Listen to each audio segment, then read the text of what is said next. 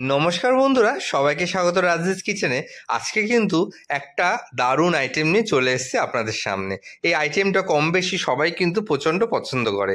Already দেখে বুঝতেই পারছেন প্রচুর ধরনের সবজি আমরা কেটে রাখা আছে। আমরা কুমড়ো, আমরা এর মধ্যে বেগুন, শিম, আলু, গাজর, আমরা অনেক টাইপের সবজি রেখেছি। এছাড়া এর সাথে রয়েছে কিন্তু পুঁই শাক।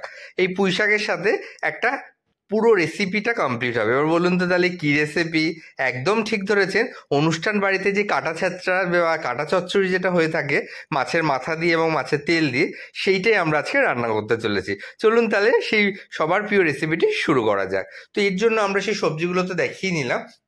তাছাড়া আমরা এখানে একটা কাতলা মাছের মাথা এবং কিছুটা কাতলা মাছের তেল আমরা ভালো করে এখানে ভেজে আগে থেকে উঠিয়ে রেখেছি।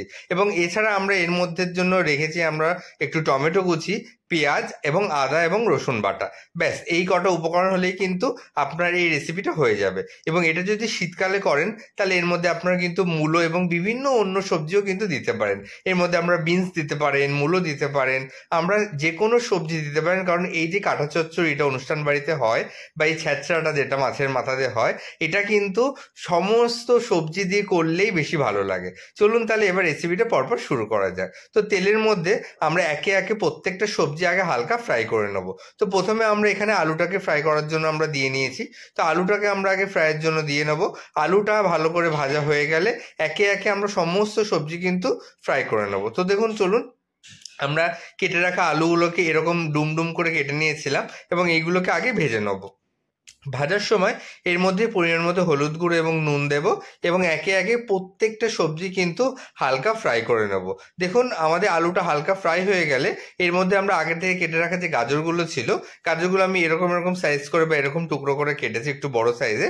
তো এইটাই মানে এই যে সবজি রান্নাটায় বা এই যে চচ্চড়িটায়, এটা যদি আপনারা সবজিগুলো একটু মাঝারি সাইজের করে কাটেন তবেই কিন্তু এটা সুন্দরভাবে গলেও যায় এবং খেতেও কিন্তু খুব সুন্দর লাগে। তো অবশ্যই চেষ্টা করবেন এরকম সাইজের আলু এবং গাজরগুলো কাটার। দেখুন আলু এবং গাজরগুলো আমরা ভালো করে হালকা ফ্রাই করে নিয়েছি। তো এইগুলোকে আমরা একে একে আমরা তুলে নেব।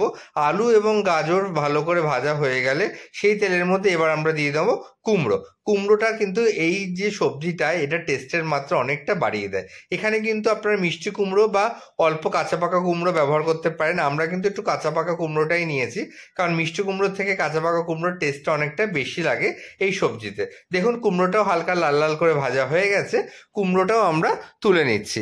কুমড়োটা তুলে নেওয়ার পরে এর পরবর্তীকালে যে সবজিগুলো আছে তার মধ্যে শিম রয়েছে, শিমটা আমরা এর মধ্যে দিয়ে নেবো এবং ভালো করে ভাজতে থাকবো।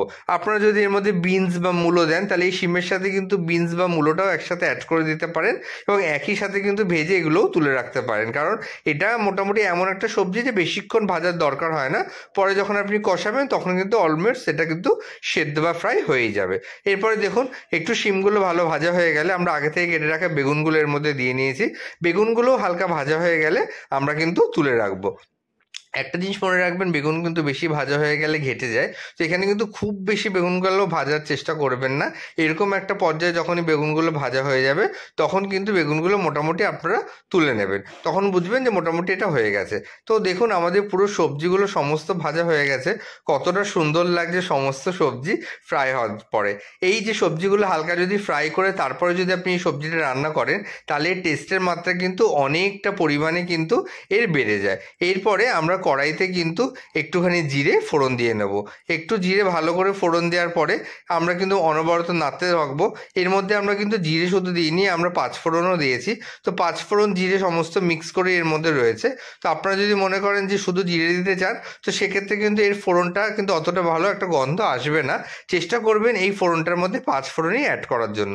পাঁচফোড়নটা হালকা আপনাদের ভাজা হয়ে গেলে আগে থেকে কেটে রাখা যে পেঁয়াজ কুচিগুলো ছিল সেগুলো আমরা এর মধ্যে অ্যাড করে দেবো। পেঁয়াজ কুচি দিয়ে ভালো করে আপনাকে এটা নাড়তে থাকতে হবে যতক্ষণ না পেঁয়াজটা আপনার নর্মালি হালকা একটা ভাজা হয়ে যায়। পেঁয়াজ যে মোটামুটি ভাজা হয়ে যাবে, আগে থেকে কেটে রাখা মানে রসুনগুলোকে কেটে আমরা থেতো করে নিয়েছিলাম।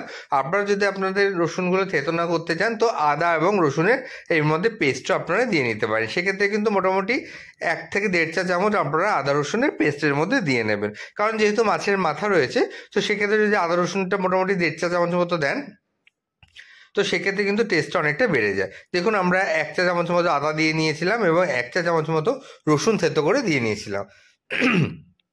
তো এরকমভাবে আপনারা আদা রসুনের পেস্টটা দিয়ে ভালো করে নাড়তে থাকবেন এবং অনবরত নাড়তে থাকার পরে এর মধ্যে পরিমাণ মতো নুন এবং পরিমাণ মতো হলুদ গুঁড়ো অ্যাড করে দেবেন এবং অ্যাড করে ভালো করে এই পুরো মশলাটার সাথে এই আদা রসুন পেঁয়াজ সমস্ত কিছু ভালো করে আপনাকে অনবরত নেড়ে আপনাকে কিন্তু এই মশলার সাথে মাখিয়ে নিতে হবে।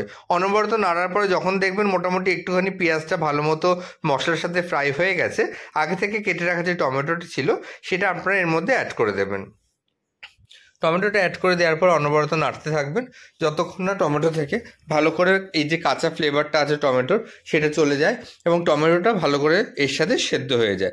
তারপরে আমরা আগে থেকে কেটে রাখা যে পুঁই শাকটা ছিল সেটা দেখুন এইভাবে কুচি করে নিয়েছিলাম ডাঁটা দিয়ে এবং শাক দিয়ে।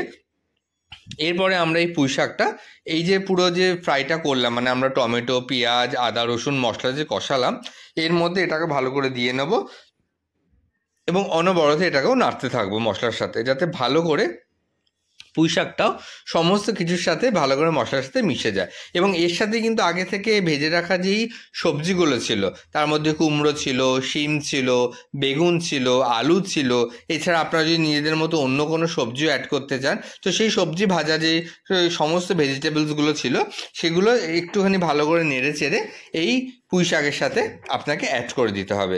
কারণ পুঁই শাক কিন্তু দেওয়ার সাথে সাথেই কিন্তু পরিমাণটা অনেকটা কমে যায়, কারণ পুঁই শাকটা যখন আপনারা কড়াইতে দেবেন দেখবেন অনেকটাখানি মানে ফুলে ফেঁপে রয়েছে, কিন্তু যেই আপনারা অনবরত নাড়তে থাকবেন দেখবেন আস্তে আস্তে পুঁই শাকের পরিমাণটা কমে গেছে। এটাই কিন্তু পুঁই শাকের সাথে অনবরত হয়। পুঁই শাক খেতে আমার মতো কে কে ভালোবাসেন বন্ধুরা কমেন্ট করতে ভুলবেন না। দেখুন সমস্ত সবজিগুলো দেওয়ার পরে এখন কত সুন্দর লাগছে সমস্ত সবজির সাথে এগুলো মিলেমিশে। এরপরে আমরা এর মধ্যে কিন্তু 4-5টা স্বাদ মতো কাঁচা লঙ্কাও অ্যাড করে দিয়েছিলাম। আপনারা যেমন ঝাল খেতে পছন্দ করেন সেই অনুসারে কিন্তু আপনারা এর মধ্যে কাঁচা লঙ্কাটা অ্যাড করে দেবেন। আর একটা জিনিস বলবো, যদি কাঁচা লঙ্কা ঝালের জায়গায় আপনারা যদি শুকনো লঙ্কা বা শুকনো লঙ্কা বাটা দিতে চান তো যখন ওই পেঁয়াজ টমেটোর সাথে কষিয়েছিলেন সেই টাইমে কিন্তু আপনারা এটা দেবেন। আমরা দেখুন ঢাকা দিয়ে এটাকে রান্না করছি, অলমোস্ট জল মানে একদম বেরিয়ে গিয়ে রিলিজ করে দিয়েছে সবজিগুলো থেকে এবং সবজিগুলো কিন্তু মোটামুটি 80% মতো কুক হয়ে গেছে। যখনই দেখবেন সবজিগুলো 80% মতো কুক হয়ে যাবে তখন আগে থেকে মানে ভেজে রাখা যে মাছের মাথাটা ছিল এখানে আমরা সেই মাছের মাথাটা অ্যাড করে দেবো, তার সাথে যে ভাজা তেলগুলো ছিল সেই ভাজা তেলগুলোও কিন্তু আমরা এর মধ্যে অ্যাড করে দেবো, দিয়ে অনবরত ভালো করে এগুলো নাড়তে থাকবো। আরেকটা জিনিস বন্ধুরা, মাছটা ভালো করে মানে মাছের মাথাটা ভালো করে ভাজবেন এবং তার সাথে সমস্ত সময় চেষ্টা করবেন রুই মাছের মাথা দিন বা কাতলা মাছের মাথা দিন তার যে তেলটা মাছের তেল দেখবেন বাজারে কিনতে পাওয়া যায় সেটা এনে ওটাও ভেজে এর মধ্যে অ্যাড করে দেওয়ার। তেলটা অ্যাড করে দিলে কি হবে, এই সবজিটার রান্নার স্বাদটা দ্বিগুণ পরিমাণে বাড়িয়ে দেবে। আপনারা যে কোনো অনুষ্ঠান বাড়িতে বা বিয়ের দিন যে দুপুরবেলা বা যে কোনো সময় দেখুন অনুষ্ঠান বাড়িতে এই কাটা চচ্চড়িটা খুব কমন একটা রেসিপি। তারা কি করে, তারা কিন্তু প্রচুর পরিমাণে যে মাছটা দুপুরের জন্য রান্না করে তার যে যত পরিমাণে মাছের মাথা থাকে সে সমস্ত মাথাগুলো অ্যাড করে এবং তার সাথে যে মাছের তেলটা কাটার সময় থাকে সেটাও কিন্তু এর মধ্যে অ্যাড করে দেয় এবং সেটা দিয়ে এই রেসিপিটা করে বলে এটা খেতে এতটা লোভনীয় এবং কতটা টেস্টি হয়ে থাকে। তো এই জন্য আমি একটা ছোট্ট টিপস, সবসময় চেষ্টা করবেন এই রেসিপিটা রান্না করার সময় মাছের তেল যদি বাজার থেকে অ্যাভেলেবেল থাকে সেটাও ভালো করে পরিষ্কার করে ধুয়ে ভেজে এর মধ্যে অ্যাড করে দেওয়া। দেখুন আমাদের কাটা চচ্চড়িটা অলমোস্ট রেডি হয়ে গেছে, কতটা ইয়াম্মি এবং টেস্টি লাগছে, একদম কিন্তু অনুষ্ঠান বাড়ির মতোই হয়েছে এবং এটা দিয়েই কিন্তু এক থালা ভাত অনায়াসে খেয়ে নিতে পারবেন। সেদিনকার আমাদের বাড়িতে একটু ছোট্ট অনুষ্ঠান ছিল তো সেই জন্য অল্প করেই আমরা এটা রান্না করেছি এবং এই রান্নাটা যখন করলাম সেই জন্য ভাবলাম আপনাদের সামনে রান্নাটা শেয়ার করে দিই। তো আজকে এই নতুন ধরনের রেসিপিটি, এবং নতুন না অবশ্যই এটা সবার প্রিয় একটা রেসিপিটা কেমন লাগলো কমেন্ট করতে ভুলবেন না। যদি ভালো লাগে আমাদের ফেসবুক পেজটাকে ফলো করে দেবেন, ইউটিউব চ্যানেলটাকে সাবস্ক্রাইব করে দেবেন এবং নিত্য নতুন এই ধরনের ভিডিওর জন্য আমাদের পেজটাকে নজর রাখবেন বন্ধুরা। এবং আপনারা যদি কোনো ধরনের রেসিপি দেখতে চান বা আগ্রহী রয়েছেন তাহলে সেই রেসিপিগুলো অবশ্যই আমাদের কমেন্ট করবেন, তাহলে সেই রেসিপিগুলো আপনাদের সামনে তুলে ধরার চেষ্টা করব। দেখুন অলমোস্ট আমাদের পুরো রেসিপিটা কমপ্লিট, আমরা জাস্ট একটু গরম মশলা দিয়ে নামিয়ে নিয়েছি। এটা কিন্তু স্বাদে অতুলনীয় হয়েছিল এবং এই রেসিপিটা যদি একদিন বাড়িতে হয় বন্ধুরা, আমি বলছি মাছ মাংস সাইডে রেখে এইটা দিয়ে কিন্তু অনায়াসে আপনারা তৃপ্তি সহকারে কিন্তু খেয়ে উঠতে পারবেন। তো আজকে যদি ভিডিওটা ভালো লেগে থাকে বন্ধুরা শেয়ার করবেন, অবশ্যই অন্যদের কাছে এই রেসিপিটা ছড়িয়ে দেবেন এবং আমাদের উৎসাহ দেওয়ার জন্য অবশ্যই লাইক কমেন্ট করতে কিন্তু ভুলবেন না।